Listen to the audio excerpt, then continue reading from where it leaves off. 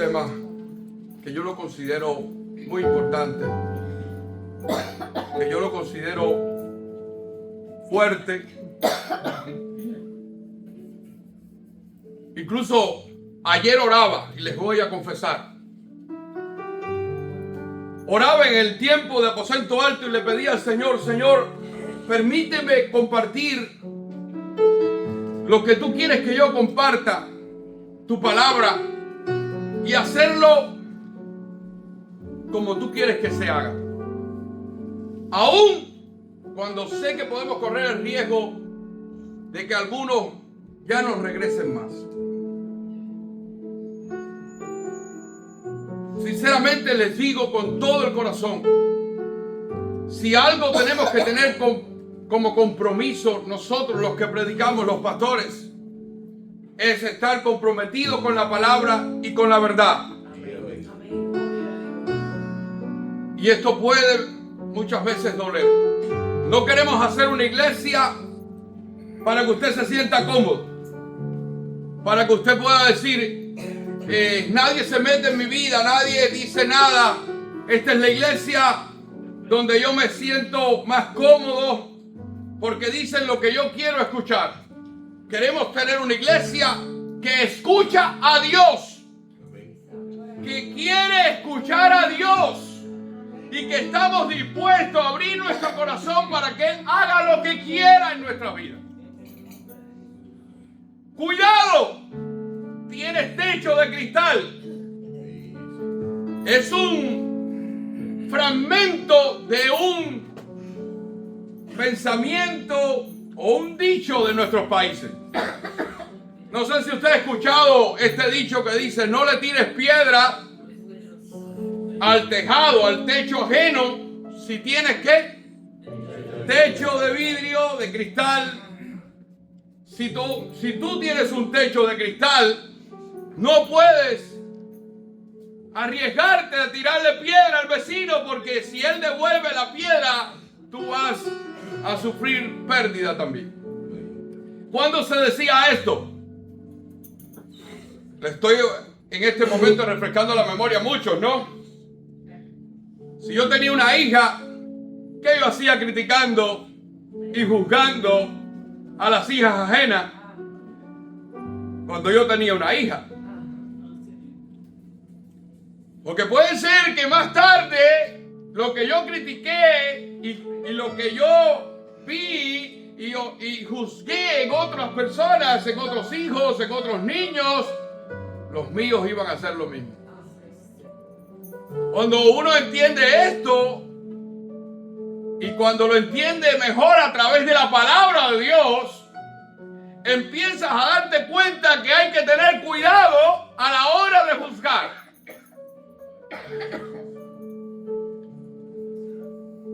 No lo hemos hecho todo bien.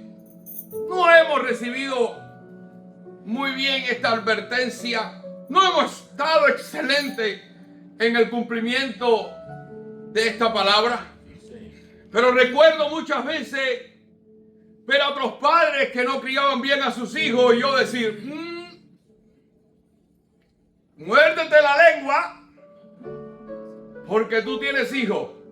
Ver a otros hijos hacer esto: muérdete la lengua, no digas nada porque tú tienes hijos. Porque sabíamos lo peligroso que es emitir juicios en contra de alguien sabiendo que tenemos techo de cristal, techo de vidrio.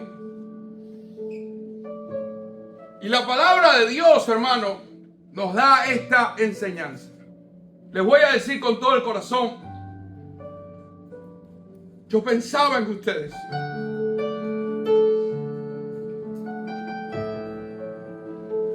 Y decía: lo que tú quieres, Señor, que yo ministre, es difícil de aplicarlo en la iglesia que yo tengo como pastor. Porque la mayoría de nosotros nos vemos un rato el domingo aquí.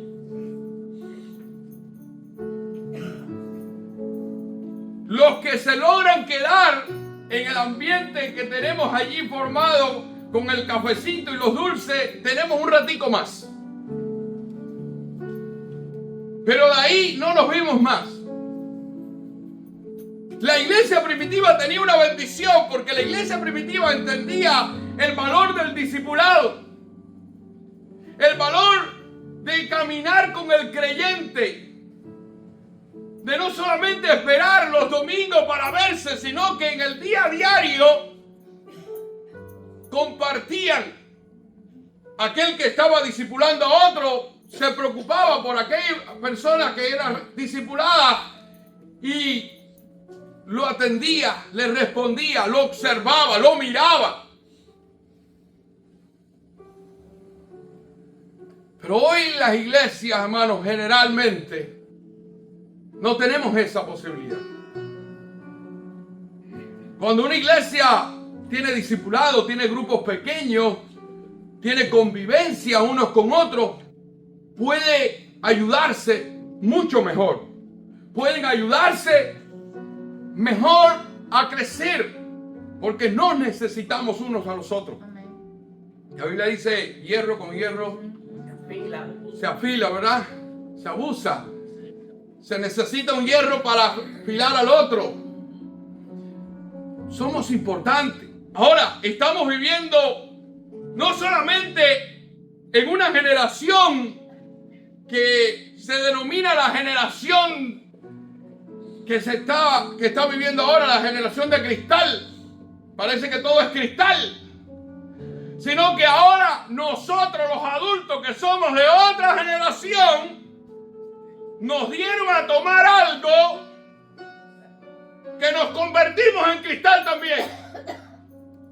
Porque ya no nos gusta que nos señale, que alguien venga, y de eso vamos a hablar, a decirnos, mira, necesitas cambiar esto. Mira, esto que estás haciendo, ten cuidado porque no le agrada a Dios. Y claro que desde que yo estoy mencionándole esto a ustedes están diciendo, se van a meter en mi vida. Una vez que tú y yo ya estamos en el Señor, ya tenemos una familia y ya tenemos hermanos que nos acompañan en este caminar y que unos a los otros tenemos responsabilidades y derechos también. Y estas dos palabras son claves en esta sociedad que estamos viviendo. Porque esta generación de cristal es la generación de los derechos. Todos exigen derechos. Y yo tengo el derecho. Y listas de derechos. Pero se olvidan de las responsabilidades. De los deberes que tenemos. De las cosas que nos tocan hacer a nosotros.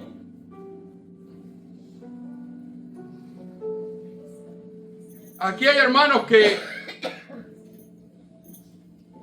llevan muchos años en el Señor y quizás vivieron un cristianismo como el que yo viví,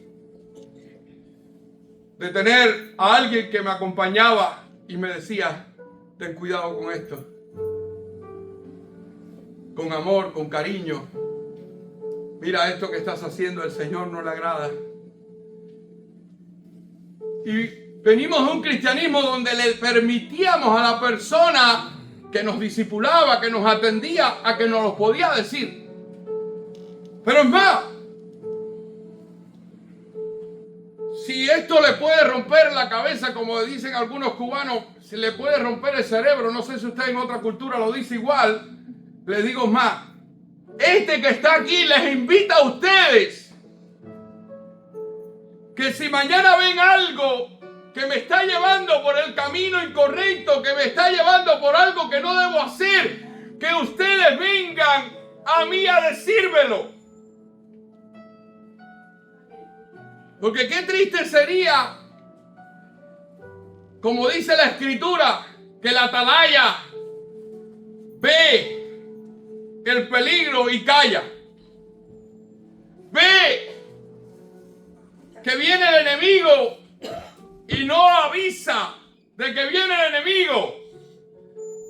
La Biblia nos dice que Dios va a demandar la sangre si sufre pérdida a ese atalaya por no avisar.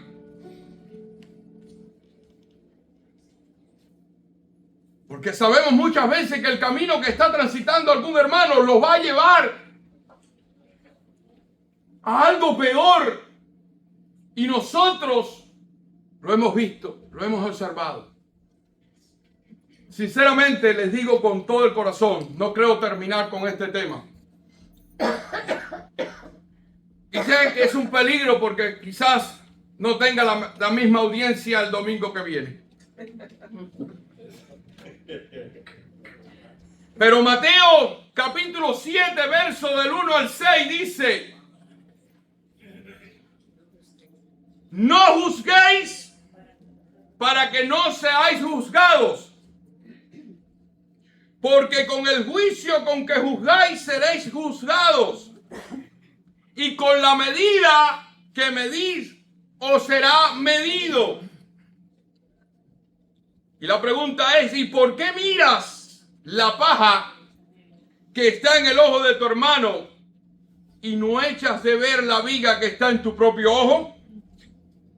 Otra pregunta: ¿o cómo dirás a tu hermano, déjame sacar la paja de tu ojo, y he aquí la viga en el ojo tuyo?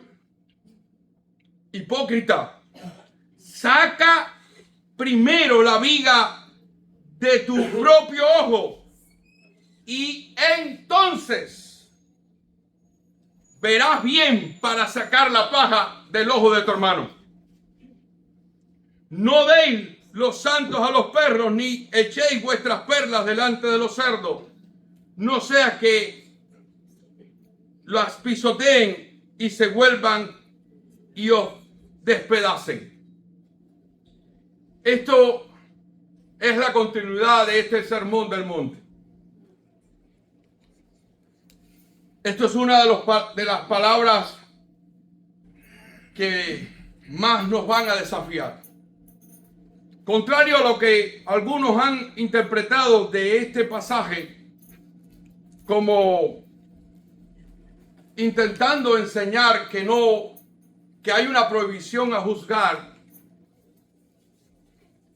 no es así.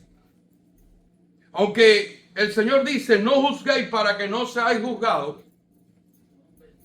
el contexto de este mismo pasaje nos sugiere que hay una manera correcta de hacerlo.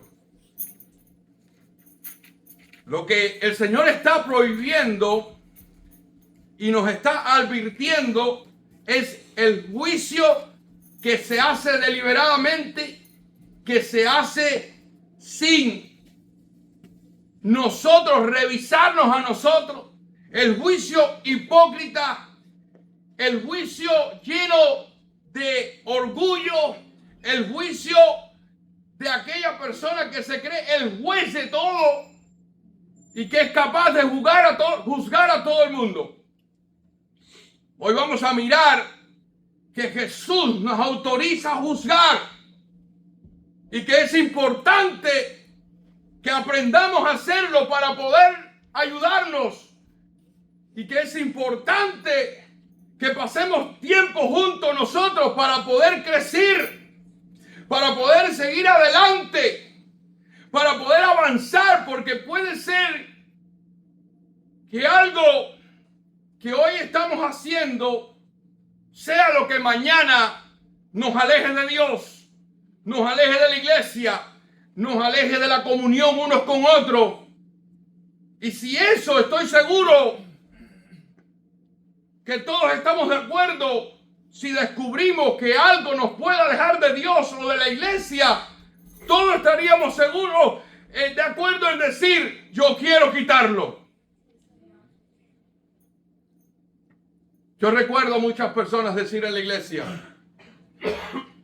yo no sé si usted los tuvo, yo le doy gracias a Dios por la salvación de mi alma y el perdón de mis pecados. Clásico, clásico. Pero después decir, yo tengo a Cristo y de aquí nadie me saca. Primero muerto. Qué triste que pasaba un mes, 2 meses, quizás un año y después ya no lo veíamos más.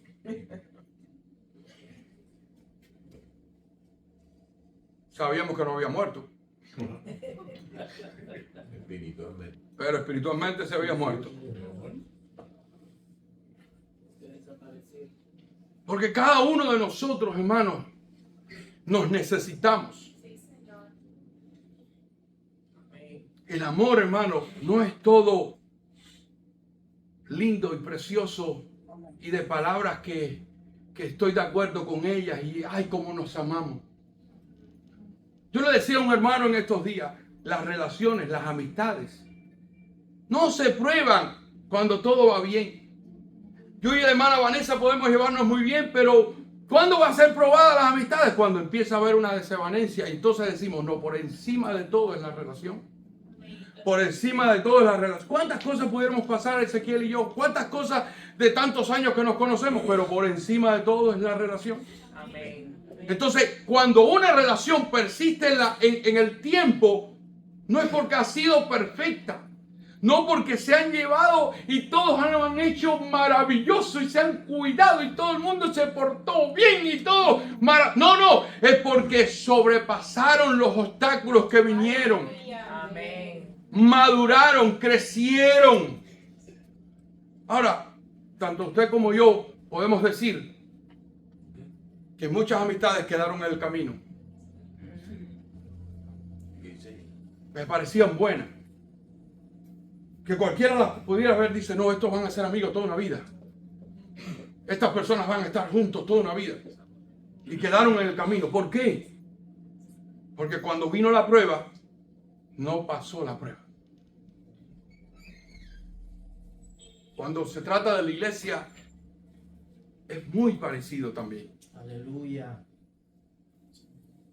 No podemos estar en una iglesia hasta que venga la prueba. El día que ya no me guste lo que pasa, ya ahí ese es el día que estoy ahí.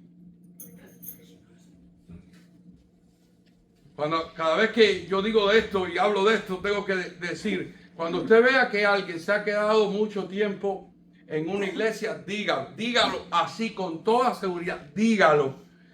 Esa persona ha tenido que pasar por una cantidad de cosas y ha superado una cantidad de cosas y ha tenido que vencer una cantidad de cosas y le han hecho una cantidad de cosas y ha perdonado otras tantas. Porque es así, hermano.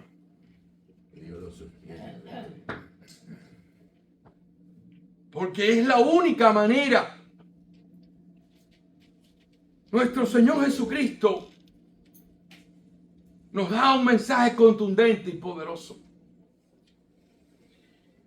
Y nos advierte a nosotros de la importancia que tiene antes de que nosotros estemos dispuestos o estemos preparados para llamar a alguien y tratar de ayudarlo con algo que está haciendo.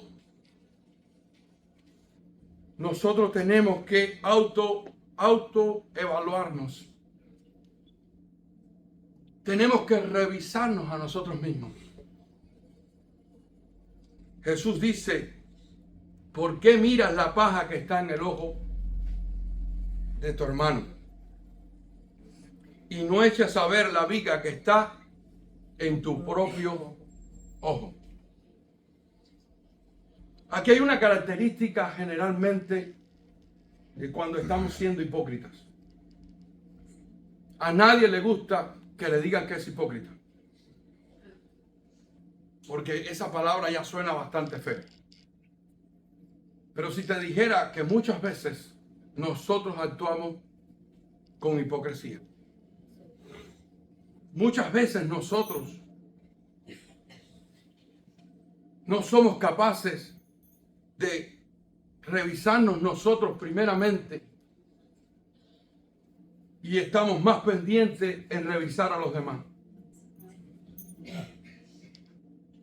Quiero en esta mañana, y Dios permita que sea así, que el Espíritu Santo hable y ministre en nuestros corazones, nosotros podamos entender esto tanto, que nosotros estemos tan preocupados por arreglar la viga que está en nuestro propio ojo, sacar la viga que está en nuestro propio ojo, preocuparnos, autoevaluarnos, autocriticarnos, mirarnos a nosotros todo el tiempo, que cuando nos den un chance nada más de mirar al otro, sea nada más para hacerlo bien.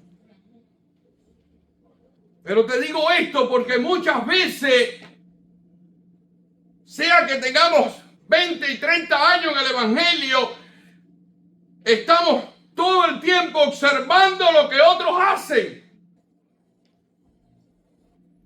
mirando lo que otros hacen. Quiero decirte que juzgar es un veredicto que tenemos, una evaluación que hacemos tanto de las personas como las acciones, como las situaciones. Y que muchas veces nos sentimos con ese derecho de evaluarlo todo, de tener un veredicto en todas las cosas.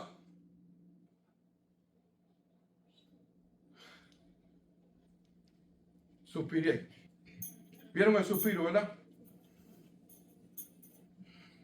El suspiro es porque me pasó un pensamiento en mi mente.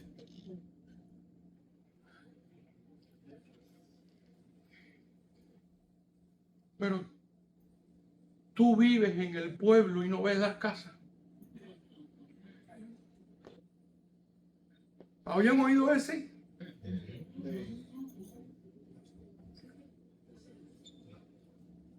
Estaba tan centrado en las cosas de Dios. Quería tanto agradar a Dios, servir a Cristo. Ese joven de 17, 18, 19 años, todo lo que quería era servir a Dios, que no podía ver lo que pasaba a su alrededor. No tenía tiempo para mirar al lado y ver. Y cuando alguien hablaba un chisme, decía algo y no te enteraste y no supiste. Pero mijo, ¿dónde tú estás? ¿En qué país tú vives? Así nos decíamos. Es que estoy tan enfrascado en agradar al que me salvó. Estoy tan enfrascado en cambiar mi vida. Estoy tan sumergido en ser mejor persona que no tengo tiempo para los chismes. Amén. Que no tengo tiempo para fijarme en qué vestido trajo la hermanita. ¿Tú no viste cómo estaba vestida?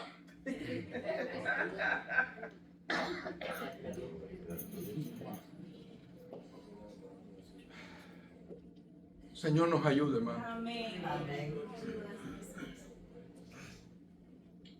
Señor nos ayude a tener este sentido de autoevaluación. A mí me gusta mucho. Yo voy a dejar que el Señor, yo tengo notas aquí todo, pero a mí me gusta mucho, hermano, cuando Jesús dice, quita primero la viga que está en tu propio ojo. Y hay una palabra clave, no sé si usted vio que yo le hice énfasis a esa palabra cuando leí. Entonces, mire cómo dice la Escritura. Entonces verás bien. Espérate, ¿qué me estás diciendo, Jesús? Que hasta que yo no me quite la viga, yo no voy a ver bien. ¿Qué me está diciendo Jesús? Que cuando yo estoy tomando un juicio, una evaluación, un criterio de las personas, de las cosas que están sucediendo, y yo no estoy viendo bien si no me he quitado la viga, si no me he autoevaluado, si no soy una persona que está tan centrado en sí, en sus errores, en sus defectos, en las cosas que tiene que trabajar todos los días, que es cuando único Me hicieron una prueba hace poco de...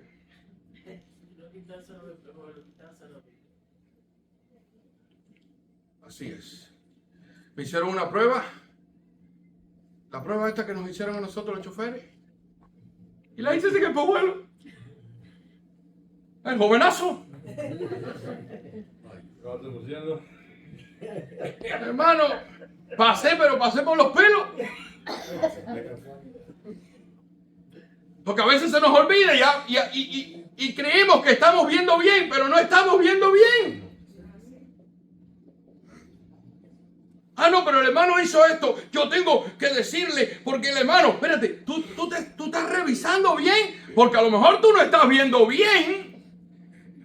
Porque para ver bien, la Biblia me dice que tú tienes que autoevaluarte tú mismo, autocriticarte, tú tienes que revisarte a ti mismo. Y ahí es cuando los ojos de uno se abren y uno dice, oh, ahora veo todo tranquilo, veo todo diferente. Mira, esto es lo que pasa, y voy a pasar a esta última diapositiva. Hermanos, si alguno fuese sorprendido en alguna falta, vosotros que sois espirituales, restauradle con espíritu de mansedumbre, considerándote a ti mismo, autoevaluándote tú mismo, revisándote tú mismo. No seas que tú también seas tentado. O sea, tú y yo podemos ver a alguien que es sorprendido en una falta. La Biblia nos manda aquí a restaurarla. Yo quiero que ustedes me restauren.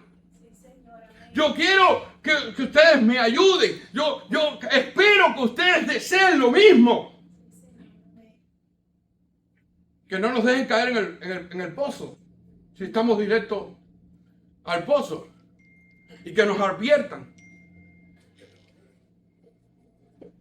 La Biblia nos enseña cómo hacerlo. No,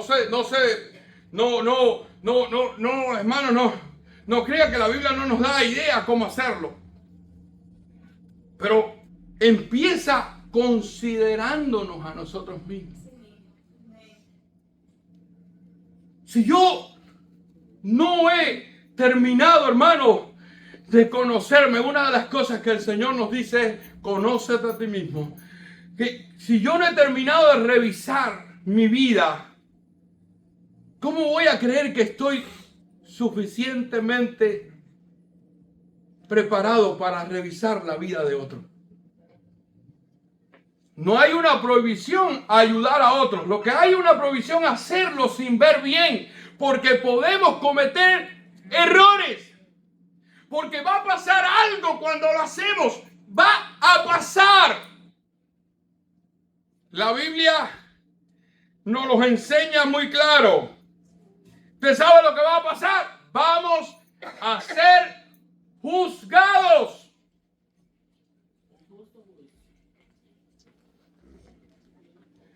Vamos a ser juzgados. Porque Cristo lo dijo. No juzguéis para que no seáis ¿qué? Juzgados. O sea que el juicio va a venir. Ahora, ¿por quién va a venir el juicio? Ese es otro tema. Porque esta era una de las preguntas que yo me hacía. En una ocasión,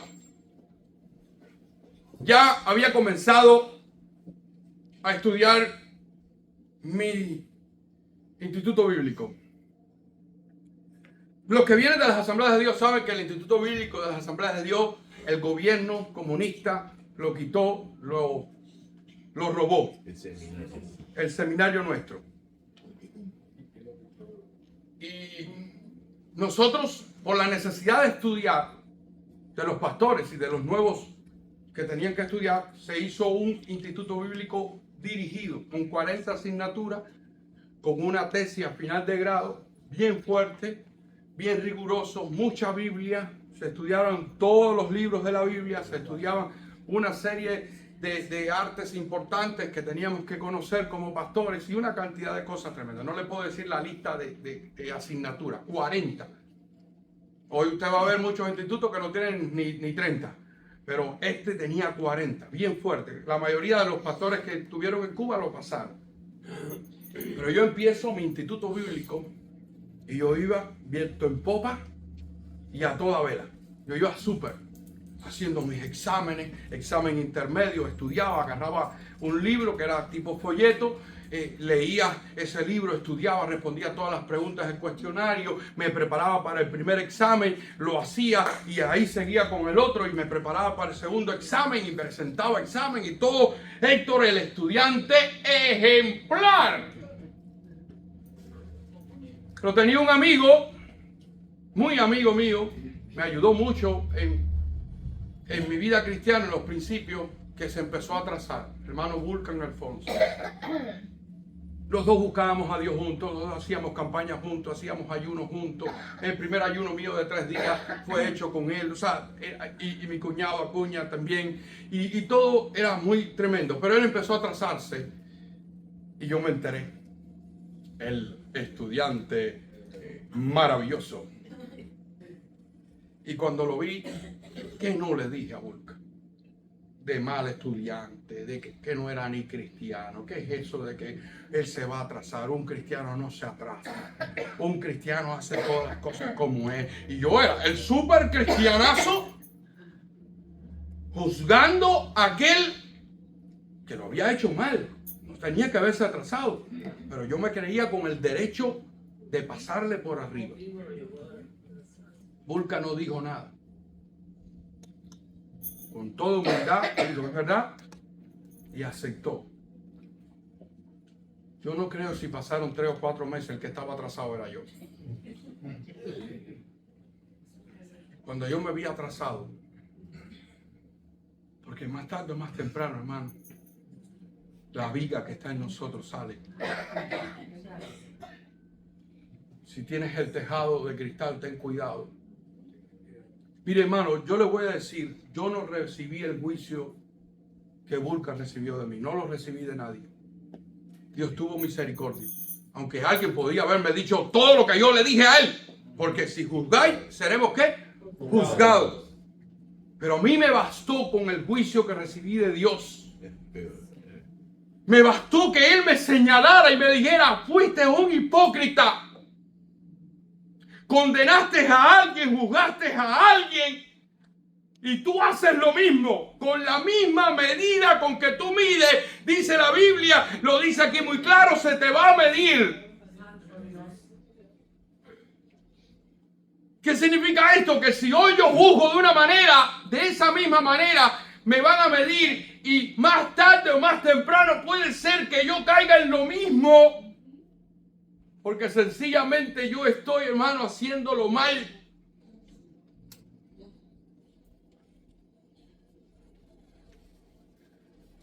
Hermano querido, lo que el Señor nos está diciendo, no estás autorizado a juzgar a nadie. Y si lo haces vas a tener consecuencias negativas, por supuesto. Porque aunque vamos a ser juzgados, porque nosotros de alguna manera vamos a fallar siempre, ¿verdad? Es algo que pasa en nuestra naturaleza. Pero vamos a recibir un justo juicio de Dios. Vamos a recibir porque lo hemos hecho bien. Pero cuando lo hacemos mal, queridos hermanos, vamos a recibirlo. Ese mal que hicimos. Miren, tenemos que revisarnos a nosotros mismos. Algunas personas a veces nos critican y dicen, ¿por qué tú dices que eres una persona iracunda? Porque yo lo soy. Y es momento que yo, el que más sufre esto, y los que están alrededor mío, yo acabo de saber que soy una persona iracunda. Si eres una persona orgullosa, es bueno que ya digas, yo soy una persona orgullosa. Yo tengo orgullo en mi corazón y esa autoevaluación es necesaria. ¿Qué peor que una persona narcisista? Que se pinta de bueno, que se pinta que lo hace todo bien. Que nadie puede estar al lado de esa persona porque todo lo hace perfecto. Y se cree con el derecho de juzgar a todo el mundo. Y todo el mundo se siente inferior porque precisamente él expande, ¿verdad? Y desarrolla esa prepotencia sobre las personas. La solución para una persona así es reconocer que lo es. Que es arrogante, que es manipulador. Porque cuando una persona reconoce eso, entonces va a tener mucho cuidado a la hora de emitir un juicio. Va a ver bien cómo pasan las cosas. Porque imagínense yo, uno que sufre con ira, uno que sufre de orgullo, empezar a acusar a otros de orgulloso y acusar a otros de ira, así sin yo tener claro que sé perfectamente lo que es ser una persona iracunda. Que explotamos en cualquier momento, que tenemos que cuidarnos, que tenemos que muchas veces mordernos la lengua. Entonces cuando yo voy a tratar a alguien que explotó en ira y quiero ayudarle, quiero hacerle ver que es una persona que ha tenido, que se actuó mal, que actuó en ira, yo tengo que venir desde esa perspectiva y decirle, mira, yo sé por lo que pasaste. Yo sé que a veces es difícil soportar lo mal hecho. Yo sé que es difícil que te hagan esto. Yo sé que nos cuesta mordernos la lengua. Pero ten cuidado con la manera que hablas. Porque esto que dijiste dañaste más de lo que arreglaste. Y ahí es una manera que yo lo estoy ayudando. Mi reconocimiento de lo que soy me ayuda a ayudar a otros. Porque veo mejor los problemas de otros. Lo veo mejor, puedo observarlo mejor y digo, yo sé por qué es lo que está pasando en su vida. Bendito Dios. Y sé por cómo comenzó. Y sé que quizás está alejado porque cuando yo me alejo de Dios y me alejo de tener comunión con Dios y me alejo de la palabra de Dios, se me debilita todo mi vieja naturaleza y comienza a florecer en mi vida. ¿Cómo yo me voy a parar frente a alguien que yo sé que está haciendo lo mismo que yo haría en otro tiempo, pero que por la gracia de Dios estoy venciendo como si yo fuera superior a él? En una ocasión, un hermano cayó. No voy a dar muchos detalles. Falló. Lo habíamos discipulado, lo habíamos ayudado en sus principios. Empezó a servir a Dios de una manera tremenda. Un mensaje y una predicación, todavía es un gran predicador. Pero le falló a Dios de una manera fuerte.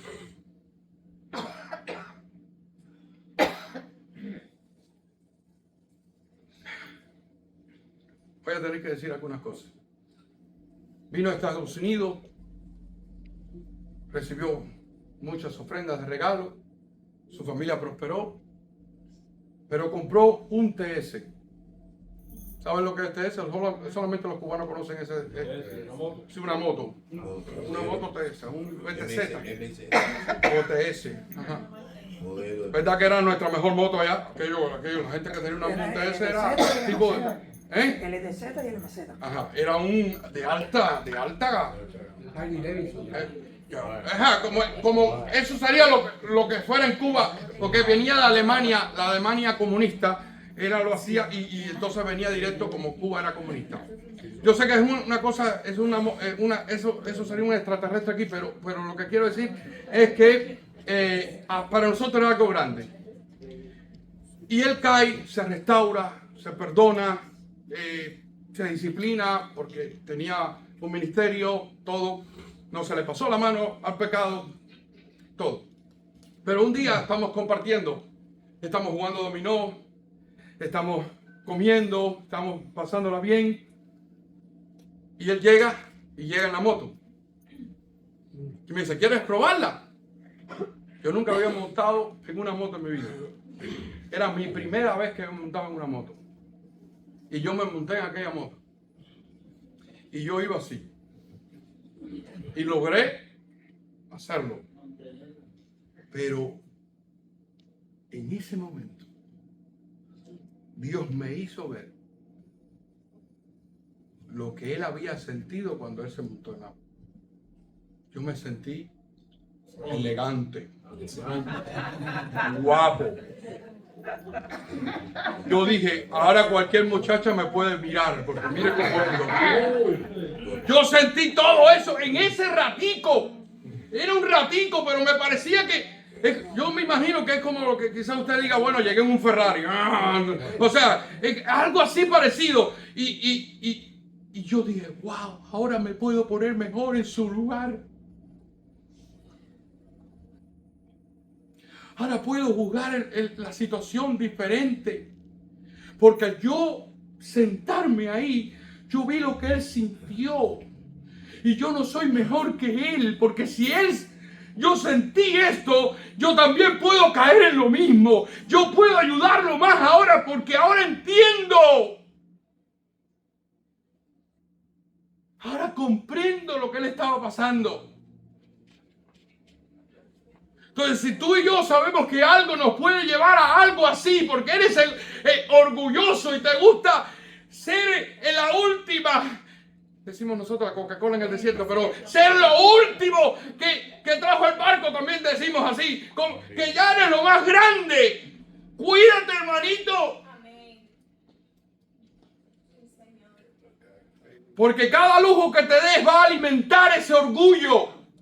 Cada prenda que te pongas va a alimentar la soberbia.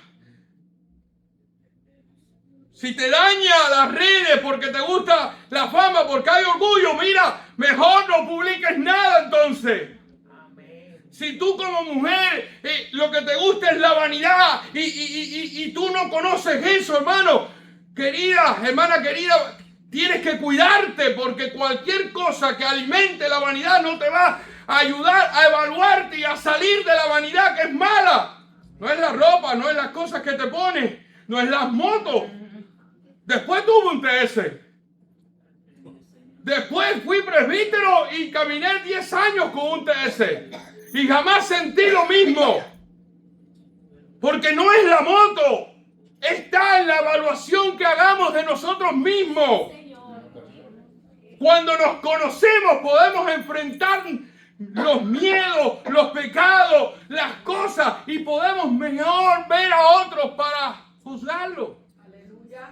Para evaluarlo, para dar un criterio, para analizar su comportamiento, para dar un buen consejo. Amén. Santo, sí, Señor. Aleluya. Porque nos metemos en el lugar.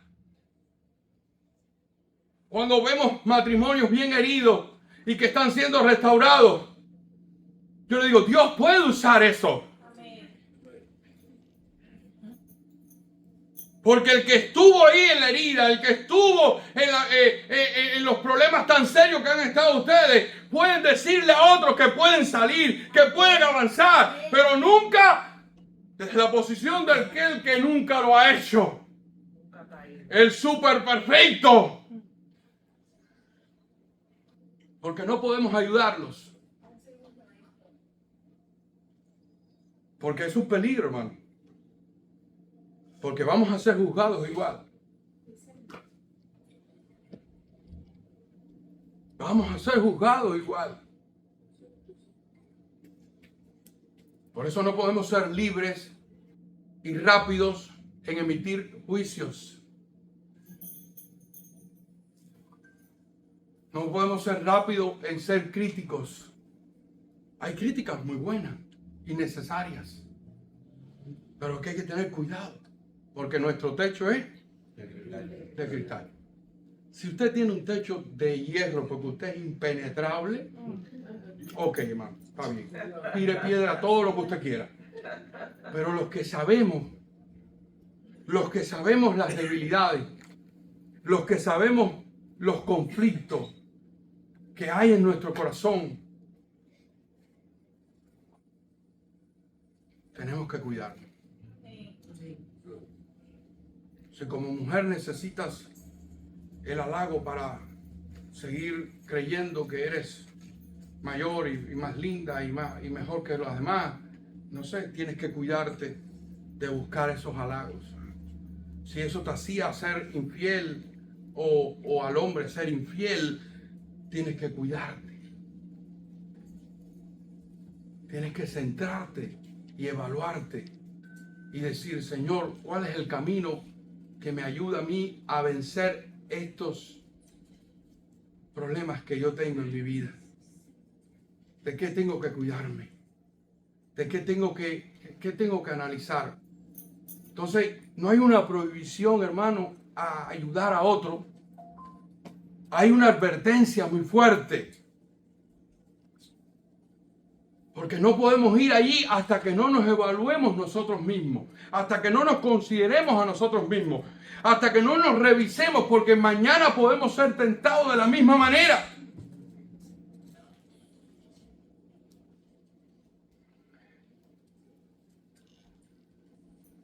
Como iglesia, como pastores, hoy mismo, ¿cuántos pastores se comparan unos con otros? Y viven comparándose. Es peligroso. Nosotros tenemos que ser la iglesia que Dios quiere que seamos.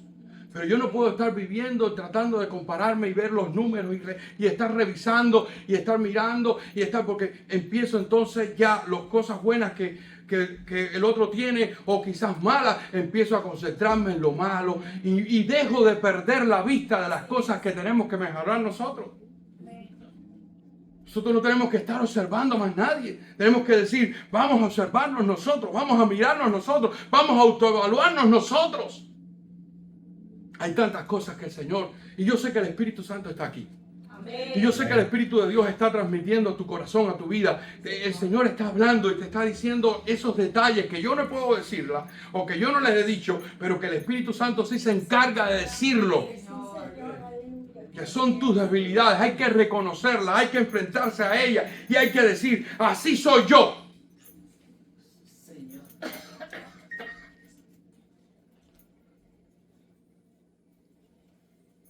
Hasta que tú no reconoces esas cosas, hermano, no puedes salir adelante. Nos justificamos, encontramos excusas. ¿Cuántos hombres como nosotros nos justificamos en la cultura que nos enseñaron? Es que mi abuelo lo hacía así, es que mi papá lo hacía así. Pero eso no significa que es así como es. Si ya yo tengo una luz diferente, si yo ya ahora entiendo que las cosas pueden ser diferentes y deben ser diferentes, yo tengo que ser diferente. No importa si mi abuelo o mi padre maltrataba a mi mamá, yo no tengo por qué hacerlo con mi esposa. Y muchas veces no nos damos cuenta de que eso empieza con reconocerlo nosotros. Amén. Porque justificar perpetúa el problema. Amén. Justificarlo lo hace más fuerte. Así mismo. Bueno, yo he tenido que reconocer que soy regado. Mire, regado. Muchas veces mi esposa me lo dijo, 1000 veces. Nos trajo tantos problemas. Todavía nos trae. No tanto, mi amor, ¿verdad? Tengo que tirarme algo para no tirarme tanta tierra arriba. Llévalo suave. Pero yo me he quedado frío. No me he quedado frío conmigo. ¿Por qué me he quedado frío? Porque paso por las cosas y una de las palabras claves de Vilma es esta. Voy a revelar algo, Vilma. No. Yo lo que no me puedo decir, ¿cómo no se da cuenta si le pasó por al lado? Así mismo, así. Lo dicen ahora las mujeres así también. Ah, no es de Vilma. Ah. Pero yo me he dado cuenta, hermano, de algo que ha pasado en este. Que me he dado cuenta. Que lo he visto. No lo vi. Y cuando yo lo veo, digo, wow. Digo, algo está pasando aquí. Estaba ciego. Estaba ciego. ¿Qué pasa? Pero. Y entonces digo, a lo mejor Vilma no se da cuenta. A lo mejor Vilma no me lo va a reconocer porque ella no se da cuenta que lo recogí. Pero me da tanta satisfacción que el hecho de yo darme cuenta me hizo vencer un problema. Me hizo vencer un problema. Me pasa con la ropa. Mi mamá, preciosa mamá, maravillosa mamá cubana, al estilo de todas las cubanas, y bueno, me imagino que en sus países igual, yo dejaba una cosa en la sala, en el comedor, en el baño. Si entraba a la cocina dejaba otra. Y mi mamá iba atrás. Pero la mujer. Yo no me daba cuenta que mi papá Era excepcionalmente organizado. Es el hombre más organizado que yo he visto. Pero mi mamá me lo recogía todo.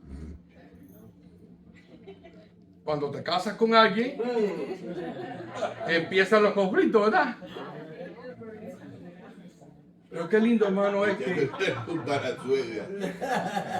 Qué lindo es que cuando nosotros decimos, yo lo soy.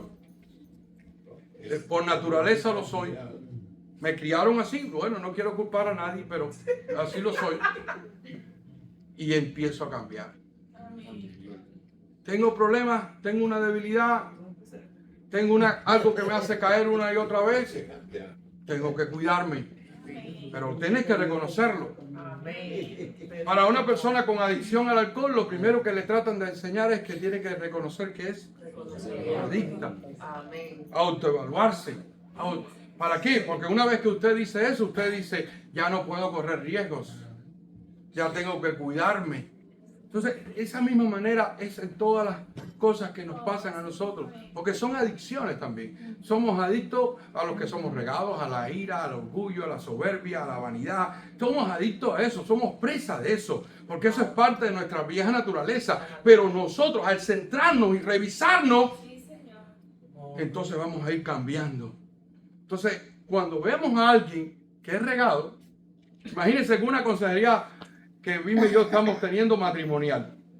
Y ahí empieza ella, él es regado, pero ¿cómo yo aconsejo? A ver, dígame. Yo no puedo sentar y decir, sí, hermano, usted tiene que ser organizado. ¿Usted cree que yo puedo pararme? ¿Con qué cara yo le voy a decir eso? Yo tengo que decir, mira, yo sé lo que tú estás pasando. Porque así mismo batallo yo mismo. Yo soy idéntico que tú, pero me di cuenta, me he revisado, he vencido. Y ahora mismo en el culto dice que he mejorado. Ay, gloria a Dios. Ya lo estoy viendo. ¿Acaso los ojos míos fueron mejores?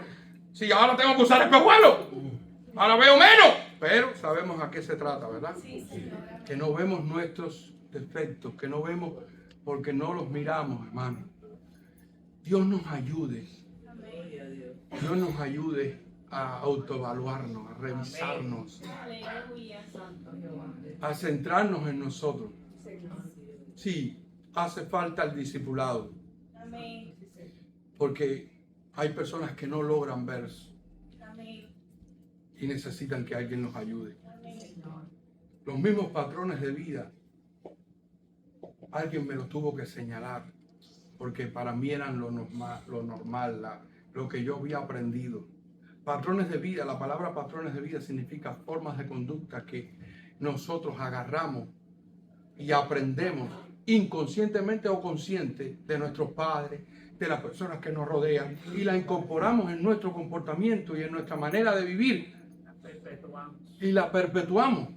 Y hasta que alguien no nos la señale, no nos damos cuenta que están ahí. Y son perjudiciales. Y son malos. Y si no los trabajamos, lo traemos a la iglesia y seguimos con los mismos patrones. Y vamos al matrimonio con los mismos patrones. Y hacemos eso y se los invertimos a nuestros hijos igual. Porque nadie nos lo señaló. Por eso necesitamos que alguien nos lo señale. Sí, Señor, amén. Pero esa persona que lo señale, y es lo que se trata este mensaje, tiene que ser la persona que se ha autoevaluado, que lo ve bien. Porque a veces, muchas veces, hermano, hay muchos que están dispuestos para criticarlo todo, pero ellos mismos no se han autocriticado, no se han revisado. Lo hacen para destruir.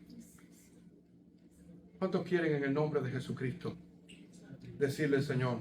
Yo les dije que no íbamos a terminar, yo lo sabía. Pero no le voy a decir que tiene segunda parte, no le voy a decir, a ver si los tengo el domingo que viene en el nombre. Vamos a orar. ¿Cuántos quieren orar en el nombre de Jesús? Yeah, yeah, yeah. Yeah, yeah, yeah. Yeah, yeah, yeah.